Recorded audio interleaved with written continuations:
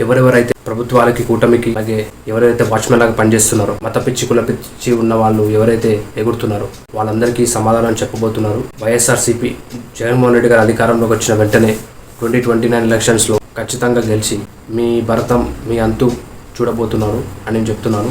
ఎవరెవరైతే ఏమైతే తప్పులు చేశారో దయచేసి ఇప్పుడే లొంగిపోండి, క్షమాపణ కోరండి, నీతి నిజాయితీగా పనిచేయండి. మీ స్థానాల్లో మీ పొజిషన్లో తగ్గట్టుగా పనిచేయమని కోరుతున్నాను. ఎందుకంటే తర్వాత తీవ్ర పరిణామాలు ఉంటాయి. ఎల్లకాలం చంద్రబాబు నాయుడే, జనసేన కూటమి, బీజేపీ ఉండదు కదా. దయచేసి అర్థం చేసుకోండి. మనిషిని మనిషిగా చూడండి. అందరం బాగుండాలి. కులమతాలు కాదు, అందరూ హిందువులే. అందరూ భారతదేశం హిందూ దేశం. దయచేసి మీరు ఇలా చేయకుండా మీకు సమాధానం చెప్పేది వైఎస్ జగన్మోహన్ రెడ్డి గారు అధికారంలోకి వచ్చిన వెంటనే ఎవరు ఎక్కడికి పారిపోతారో మీరే తేల్చుకోండి. జగన్మోహన్ రెడ్డి గారు వచ్చిన వెంటనే అన్ని మంచి జరుగుతాయి. ఎవరెవరైతే బాధపడుతున్నారో వాళ్ళందరికీ నేను చెప్తున్నాను, ధైర్యంగా ఉండండి. కొన్ని సంవత్సరాలు ఒప్పుకోవటండి, కళ్ళు మూసి తెరిస్తే అయిపోతుంది.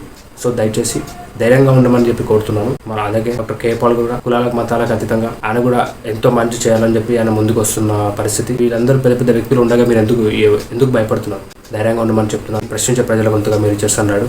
Thank you very much.